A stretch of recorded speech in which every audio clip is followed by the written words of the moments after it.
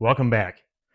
Let's get started. We are going to get the drivetrain off of the subframe from the rusty parts car that I picked up, and we're going to get that put into the '03 Park Avenue that I bought as a project, well, 2 years or so ago now. Let's finally get some progress on this thing going, because you guys know what's coming up next. We've got those two Oldsmobile 98 Regency diesels that I want to get in here, and we're first going to get the gold one going. We're going to do the brake line on that and get the wheels and tires on it, and that car will be drivable. It's wintertime right now in Michigan. We're not going to drive it yet, but I want it ready for springtime so I can actually start driving it. Then I can get the black one in here. I want to get the front end pulled off that, pull it apart, and actually see what parts I need to get that put back together so I can get that back on the road as well. First thing we're going to do, we got the Cadillac here. You guys have seen the video on that. Milkshake oil, head gaskets, all the goodies there. We're going to get this started, pull this out of the garage, and make some room for this. So let's get started. All right, let's get this out of here.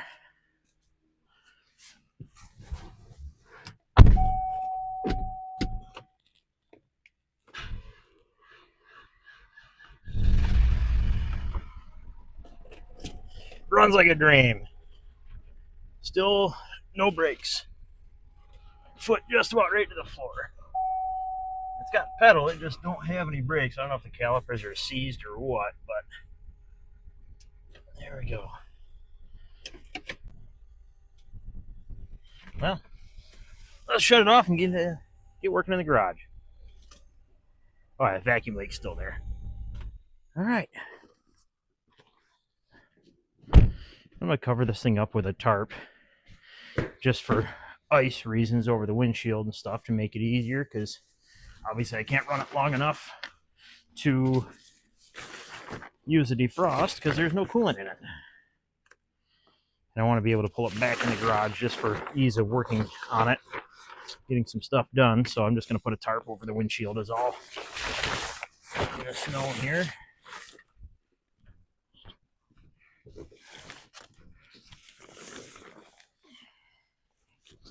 There we go. Cover that up real quick. Well, I think we're all set to get this thing raised up and get it ready to drop in here. I did end up getting all the transmission mount bolts out. I think we're just going to be able to drop it in, and it'll be a little bit of a struggle getting them in from underneath, but I think we'll be able to get it without too much hassle. Front transmission mount is off. I did pull the side transmission mount off on the driver's side. The passenger side one, I think I'm going to leave in there, and hopefully I'll be able to drop it down and wiggle it around, squeeze it around a little bit, because that one is a little bit more of a pain because it has the bolts on the bottom that go into the oil pan. We'll see. You know, wishful thinking, right? So that's what I'm hoping right now, is we'll just be able to drop this down in there and kind of shimmy it around and just make it work. So let's get started.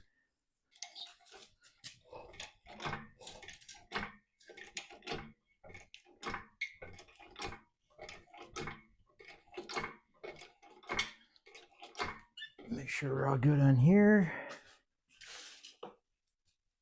Yeah, we are completely free. So let's take her up.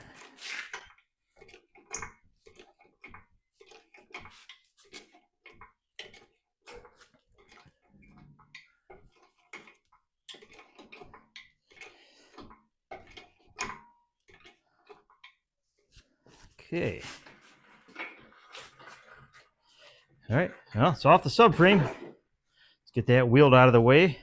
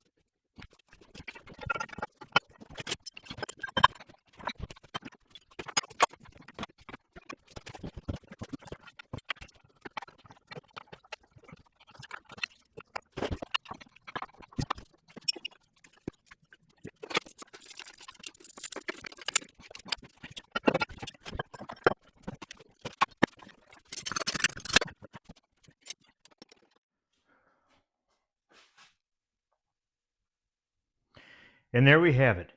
All of the engine and transmission mounts are in, and everything's bolted up and tight. That rear transmission mount that I thought was going to be a giant pain, I probably could have never had this happen twice. I got the transmission mount and the engine mount on the side, and the front transmission mount all bolted up and kind of snug. And I still had it suspended with the engine hoist here. And completely unbelievable. That transmission mount was almost exactly where I needed it to be to bolt this all together. So I didn't even have to move this at all, and everything bolted right in once I got these other three.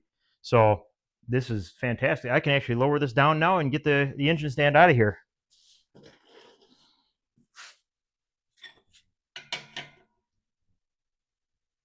Nice and slow.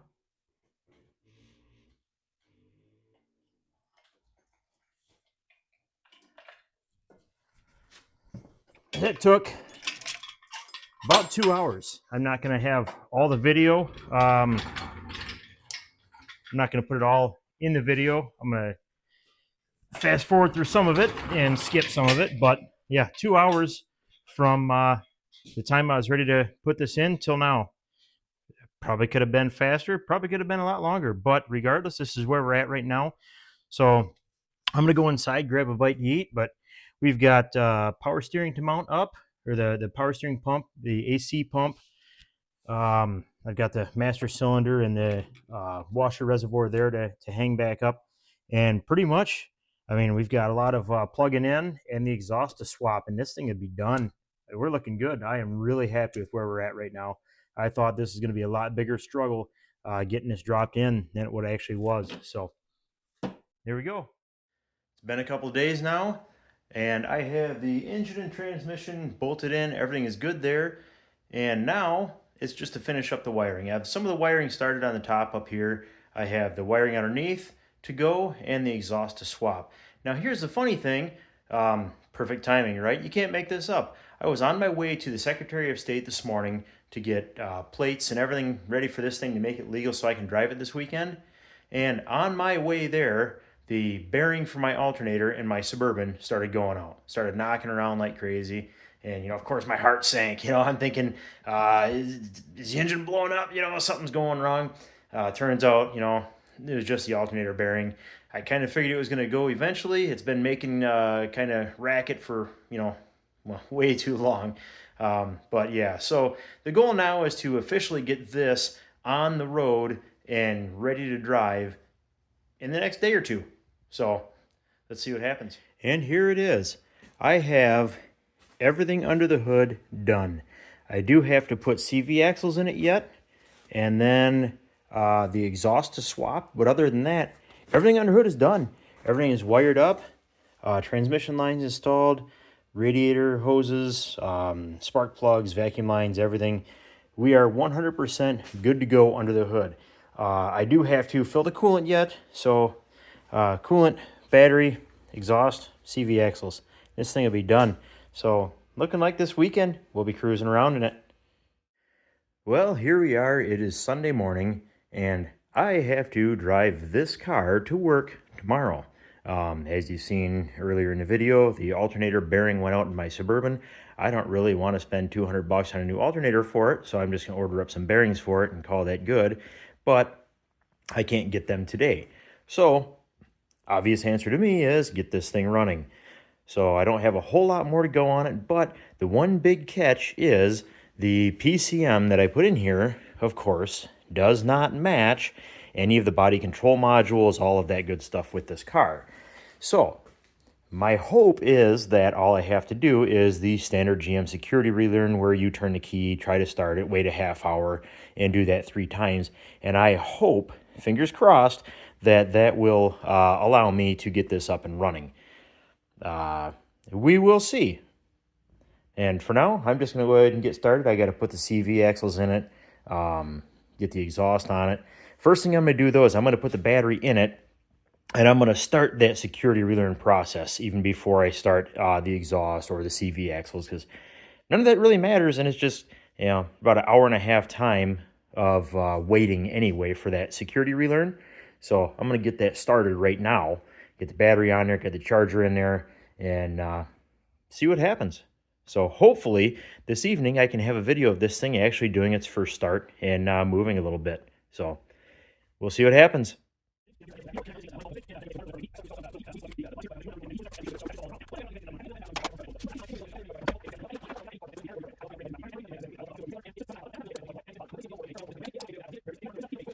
All right, so battery in.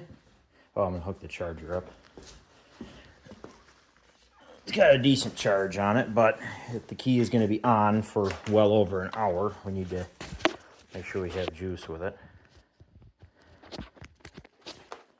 Okay, so this is the first time this car has had any power plugged into it in, I don't know, about 2 years or so. I think it's been sitting in my garage for way too long. So I'm going to jump in here. Okay, I'm gonna roll this window down. Oh, geez. What do we got going on here? Let's get all this stuff. Okay, wipers are off. Roll the window down. Okay, so I am not expecting this to try to start or crank at all right now. So as far as I know, I just have to, I think the door's got to be shut for this. So door's shut. We'll turn the key on. I don't see any fuel leaks out there, so I hit the key. Okay, does nothing. And now, as far as I know, I believe you just leave this sit for half an hour.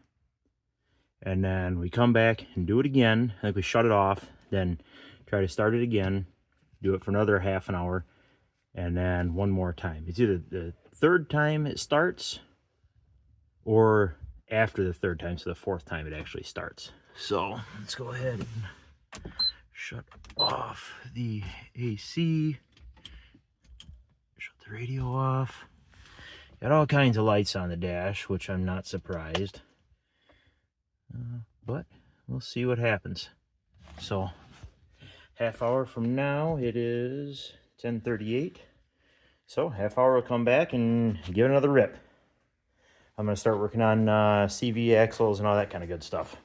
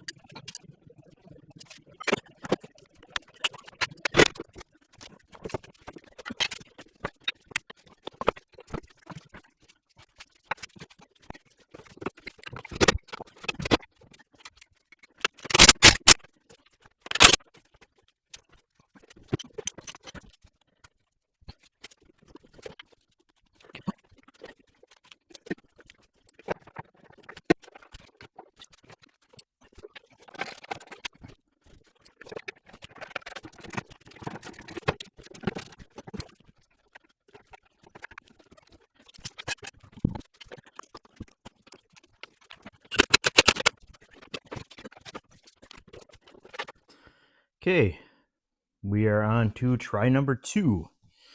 So I believe we have to shut it off, key out, back in, turn it on, hit the key again. It should not start.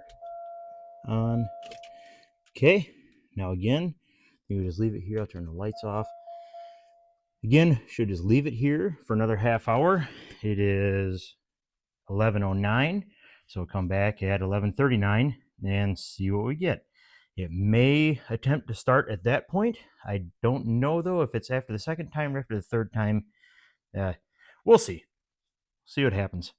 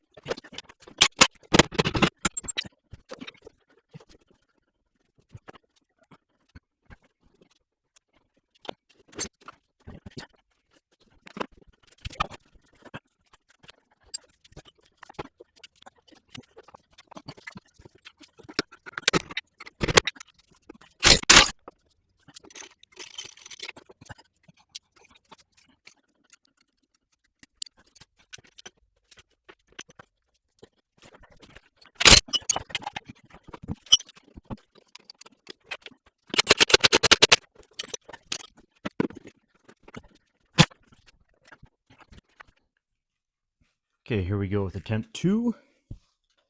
And off, key out. Come on now. Key back in. Try to start, nothing. And there we go, leave it on. Okay. Not 100% sure I'm doing this right, but we'll see. All right, here we go. Try number 3. Security light is off again. And shut it off. Now, if this does start, it's going to be ultra loud because I do not have the exhaust on it now, so it's open header. So I'm looking to see if it cranks, if it fires. I'll shut it right back off, then I'll continue moving the car and get the exhaust on it. So here we go. Let's see here. Let's get this on. Security light flashing. Let's see. Nothing. Dang it. Okay. Well, back to the drawing board. We'll keep watching. All right, we'll give this one more try here. Security light just turned off again. Let's see what happens. Again, if this does start, it's going to be really, really loud because we are open headers. So let's give it a shot. Oh!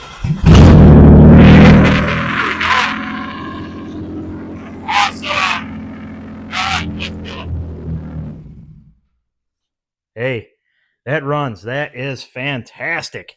Man, that makes me so happy. All right, well, I've got a runner. Let's get the exhaust swapped on this, get the rest of the stuff moved around, get it moved over, and we'll get this whole mess kind of cleaned up and organized. So, hey, we're looking good right now. Okay, well, exhaust is swapped. Let's now fire it up real quick and see how it sounds for a second before we drop it down all the way. Oh, that sounds beautiful. I love it. All right. Oh, man, this is fantastic. This makes me so happy. Can finally get this project closed out. Well, I'm going to drop it down off these wheel dollies here. And then I got to get the Cadillac out there jump started, move these vehicles out of the way so I can get this out, and then maybe we'll take it for a test drive. We got plates and insurance and everything for it already, so this will be on the road. Loving it. Oh, I got to get coolant yet, so I can't go for a test drive yet, but be very soon. Well, it was going good, but of course, you can't make this up. Blew a brake line. So I think I have some of the 3/16 diameter brake line. I got some of the nickel copper stuff here. So we'll see what I can do to get this on the mend and see if I can get this fixed. I don't know. We'll see. I've got a few hours yet. Yeah, it's 2:30. Shouldn't be too bad. I should be able to get this done today. Other than that, it starts up. It runs pretty good. It does have a little surging issue when it starts to warm up, so I have to dig into that yet and see what's going on there. Might have to hook my Tech 2 up to it and see what we get. But other than that, I think if I can get this brake line fixed, I think I'll be able to take it for a cruise. Okay, brake line is fixed. So this is the one that was bad. You can see right here. Of course, right where they have the hold downs on the body is where they rot out all the time.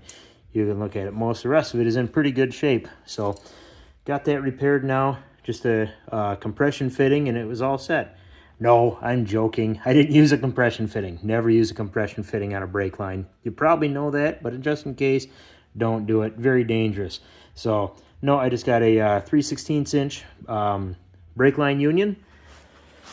And I had already some 3/16 nickel copper line. And these tools right here for doing brakes are amazing. I cannot believe I didn't buy one of these sooner. I've had it for a little while. This is the first time I've actually used it. Absolute game changer. Makes life so much easier. But of course, that is only for the double flare, inverted flare.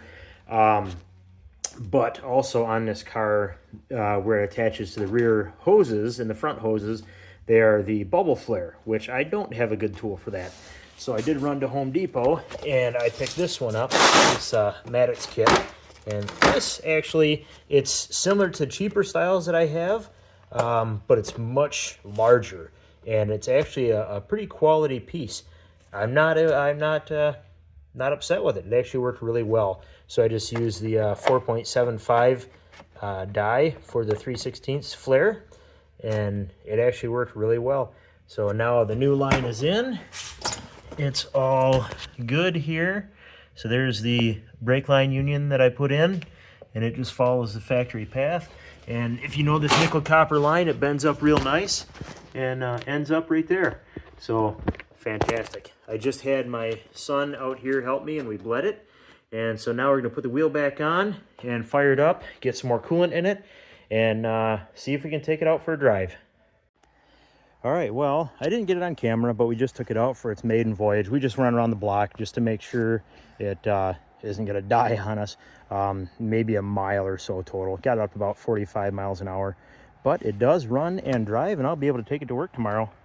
So got Peyton's Cadillac here, Camden's Tornado, and the Buick. So we'll have this for a little while. Oh, it's the brakes that are smelling because they've been so long since they've been used. So, well, there's but yep, yeah, yep. So, but there is the Buick. I've got a lot of detailing stuff to do to this thing yet, but there it is. So that'll end this video. You guys have a good one. Bye.